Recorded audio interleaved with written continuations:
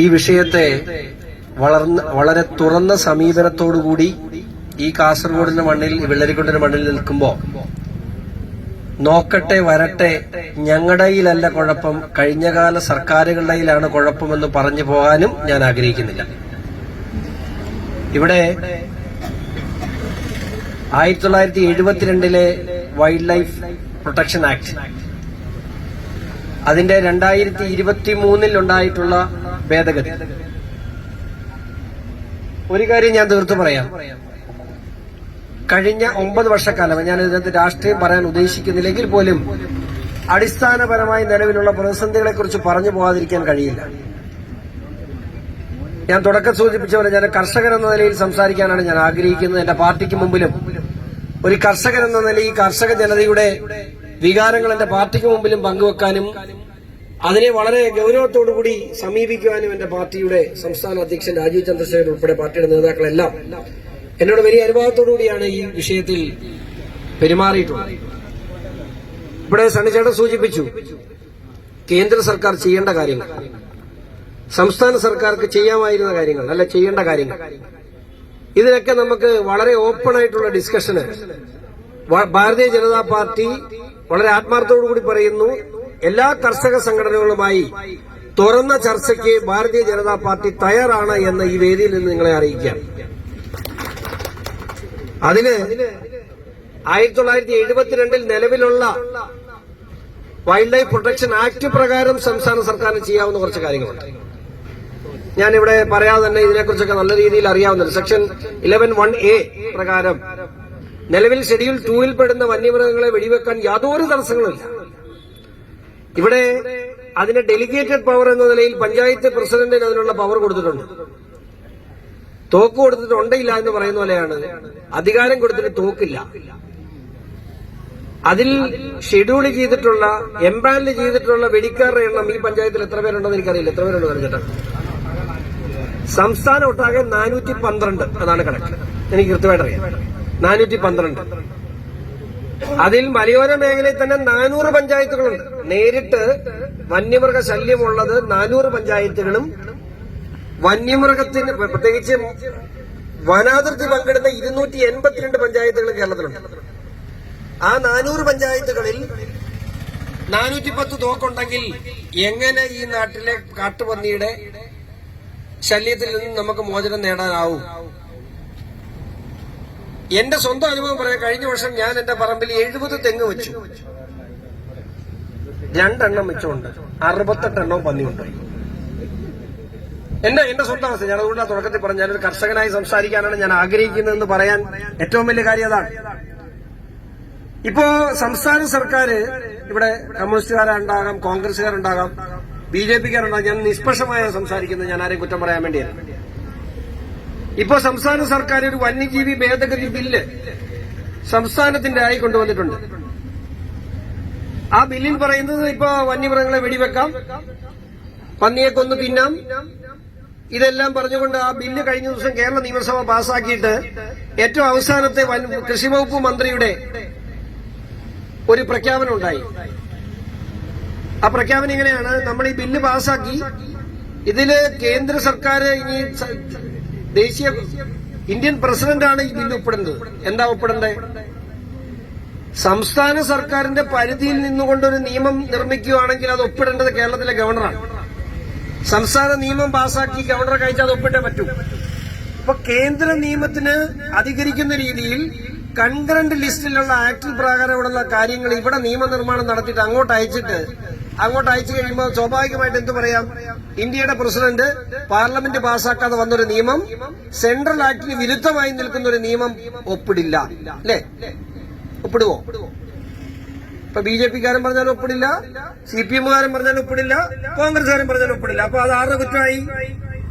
Indian president ഒപ്പിടാത്തത് കൊണ്ട് അത് കേന്ദ്ര സർക്കാരിന്റെ കുറ്റമായി. വിവരമുള്ളവർക്ക് മനസ്സിലാകും അത് ആരുടെയും കുറ്റമല്ല, അത് നിയമമല്ല. പക്ഷേ കേരളത്തിലെ കുടിയേറ്റ കർഷകരെയും മലയോര കർഷകരെയും വിഡ്ഢികളാക്കുന്ന നിലപാടാണ് ആ നിയമനിർമ്മാണം വഴി ചെയ്തിട്ടുള്ളത്. അതിന് ഈ വിഷയത്തെക്കുറിച്ച് പഠിക്കുന്ന സണ്ണിച്ചേട്ടനെങ്കിലും സംശയമില്ല എന്ന് ഞാൻ വിശ്വസിക്കുന്നു. സംശയം ഇതിനെന്താ നമുക്ക് വേണ്ടേ? കേന്ദ്ര സർക്കാരുമായി തുറന്ന് ചർച്ച ചെയ്യണം. എനിക്ക് തോന്നുന്നത് സെക്ഷൻ 64 പ്രകാരം വെർമിനായി പ്രഖ്യാപിക്കാം അല്ലെ, ആണെന്ന് തോന്നുന്നു. സെക്ഷൻ 64 ആണെന്ന് തോന്നുന്നു. വെർമിനായിട്ട് പ്രഖ്യാപിക്കാനുണ്ടെങ്കിൽ അത് പ്രാദേശികമായി പ്രഖ്യാപിക്കാൻ അധികാരം കേന്ദ്ര സർക്കാരിന് ഈ ആക്ട് പ്രകാരം തന്നെയുണ്ട്. പക്ഷെ ആക്ട് പ്രകാരം പ്രഖ്യാപിക്കണമെന്നുണ്ടെങ്കിൽ സംസ്ഥാന സർക്കാർ അതിന്റെ ഭീകരാവസ്ഥ അവിടെ ബോധ്യപ്പെടുത്തണം. ഇതിന്റെയൊക്കെ ഉദ്ദേശം എന്താണെന്ന് നിങ്ങൾക്കറിയോ? ഇതിനകത്ത് ഞാൻ ഉൾപ്പെടെയുള്ള രാഷ്ട്രീയക്കാർ, നിങ്ങളെ ഉൾപ്പെടെയുള്ള പൊതുപ്രവർത്തകരൊക്കെ മണ്ടന്മാരാ. ഈ കാര്യങ്ങൾ നിയന്ത്രിക്കുന്നത് മുഴുവൻ ഇവിടുത്തെ ഫോറസ്റ്റ് ഡിപ്പാർട്ട്മെന്റാ. ആ ഫോറസ്റ്റ് ഡിപ്പാർട്ട്മെന്റ് പറയുന്നതിനപ്പുറം സ്വന്തമായി എന്തെങ്കിലും തീരുമാനമെടുക്കാൻ വെളിവും വെള്ളിയാഴ്ചയുള്ള ഒരു ഫോറസ്റ്റ് മന്ത്രി കഴിഞ്ഞ 9 വർഷമായിട്ട് നമുക്കില്ല. ശരിക്കും അയാൾക്ക് 2 കാല് കുറവുണ്ടെന്നുള്ളൂ, ശരിക്കും 4 കാലിയാണ്. അതിനുള്ള വിവരം അദ്ദേഹത്തിനുണ്ട്. ഞാൻ ചുമ്മാ പറയുന്നല്ല.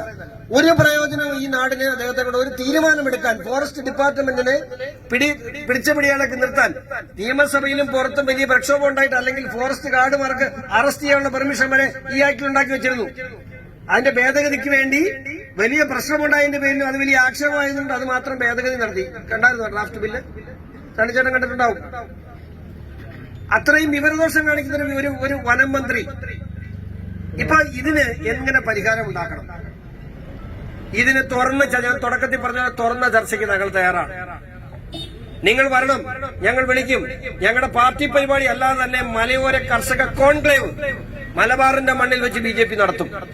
ആ നടക്കുന്നിടത്ത് നിങ്ങൾ വരണം, നിങ്ങളുടെ ആശങ്കകൾ പങ്കുവെക്കണം.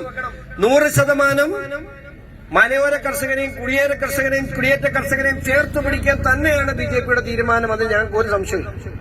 കഴിഞ്ഞ കാലങ്ങളിൽ ഞങ്ങളത് ചെയ്തു എന്ന് ഞാൻ പറയുന്നില്ല, പക്ഷെ ഞങ്ങൾ ഇനി അത് ചെയ്യാൻ തീരുമാനിച്ചു. കഴിഞ്ഞ കാലങ്ങളിൽ ഞങ്ങൾ കുടിയേറ്റ കാർഷിക മേഖലയെ പ്രതിനിധീകരിച്ചിരുന്ന രാഷ്ട്രീയ പ്രസ്ഥാനം അല്ല BJP. പക്ഷേ അതിനൊപ്പം നിൽക്കാൻ തന്നെ ഞങ്ങൾ തീരുമാനിച്ചിട്ടുണ്ട്. കട്ടപ്പനയിലും പത്തനംതിട്ടയിലും താമരശ്ശേരിയിലും വെച്ച് 3 മലയോര കർഷക കോൺക്ലേവുകൾ BJP സംഘടിപ്പിക്കുകയാണ്. അവിടെ തുറന്ന ചർച്ചകൾ ഉണ്ടാകും. നിങ്ങളുടെ ചർച്ചയുടെ അടിസ്ഥാനത്തിൽ സണ്ണിച്ചേട്ടൻ പറഞ്ഞ കാര്യം, ലോകത്തില്ലാത്ത കാര്യം നടപ്പിലാക്കാൻ ആർക്കും കഴിയില്ല. പ്രായോഗികമായി കർഷകർക്ക് ഈ നാട്ടിൽ ജീവിക്കാനുള്ള, ഈ ജനിച്ച മണ്ണിൽ ജീവിക്കാനുള്ള കർഷകന്റെ അവകാശത്തിന് വേണ്ടിയുള്ള പോരാട്ടമാണ്. ആ പോരാട്ടത്തിൽ അവിടെ ഉണ്ടായി. ഇപ്പോ ഇവിടെ ഒന്ന് നോക്കിയ തല നരച്ചവര് മാത്രമേ ഉള്ളൂ, തല നരയ്ക്കാത്തവര് കുറവാ. എന്താ? ഇവിടെ പിള്ളേർ ആരും ഇവിടെ ഇല്ല. ഇവിടെ ഇരിക്കുന്നതിൽ 50% ആളുകളുടെ കുട്ടികൾ വിദേശത്തേക്ക് പോയി കഴിഞ്ഞിരിക്കുന്നു, അല്ലേ? എന്തുകൊണ്ടാ പോയേ? കൃഷി നഷ്ടമാണ് എന്ന് അവർക്ക് ബോധ്യപ്പെട്ടു. ഇനി അതുകൊണ്ട് ജീവിക്കാൻ കഴിയില്ല എന്ന് ആ ചെറുപ്പക്കാർക്ക് ബോധ്യപ്പെട്ടതിന്റെ അടിസ്ഥാനത്തിലാണ് ആ കുട്ടികളെ നാട് വിട്ടത്. ഇവിടെ ഇരിക്കുന്ന കാരണവന്മാർക്കെല്ലാം 10 പൈസ വിദേശത്ത് വരുമായിരിക്കും, എങ്കിലും കുട്ടികളെ കാണാൻ പറ്റാത്തൊരു ദുഃഖം എല്ലാവർക്കും ഉണ്ട്. ഈ പിള്ളേർ പോകുന്നതിന് നമുക്കും ഇഷ്ടമല്ല. ഈ നാടിന്റെ നല്ല തലച്ചോറുകളാ വിദേശത്തേക്ക് പോകുന്നത്, നമുക്കും ഇഷ്ടമല്ല.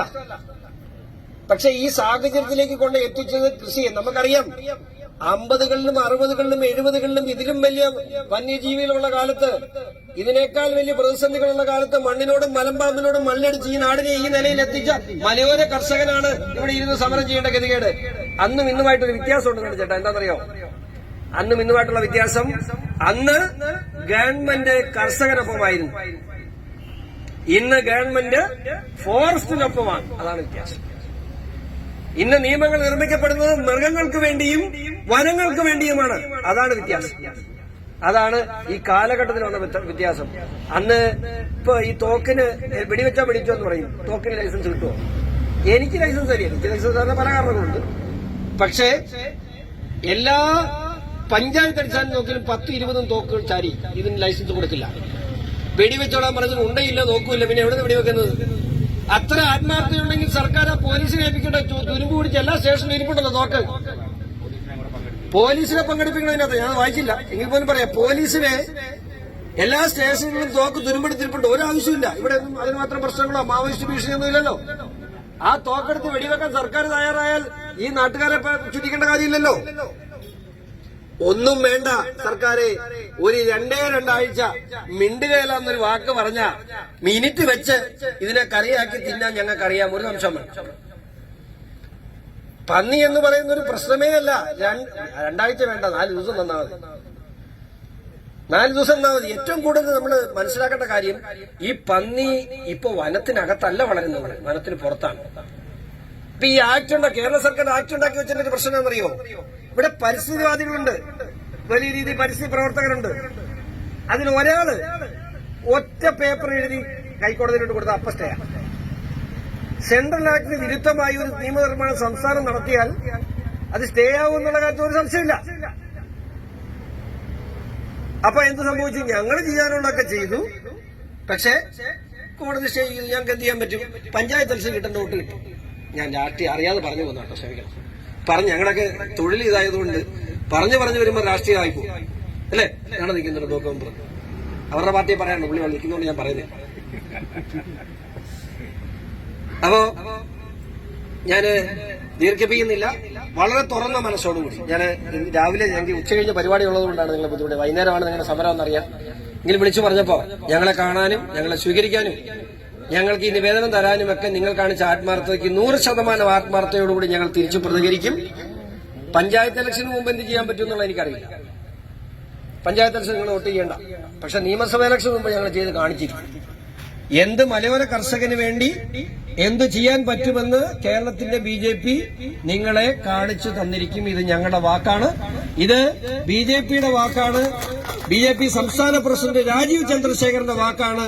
ഒരു സംശയവുമില്ല, ഈ വിഷയത്തിൽ വരുന്ന 6 മാസത്തിനുള്ളിൽ നടപടി ഉണ്ടായിരിക്കുമെന്നുള്ള കാര്യം വാക്ക് പറഞ്ഞുകൊണ്ട് ഞാൻ എന്റെ വാക്കുകൾ അവസാനിക്കുന്നു. നന്ദി, നമസ്കാരം.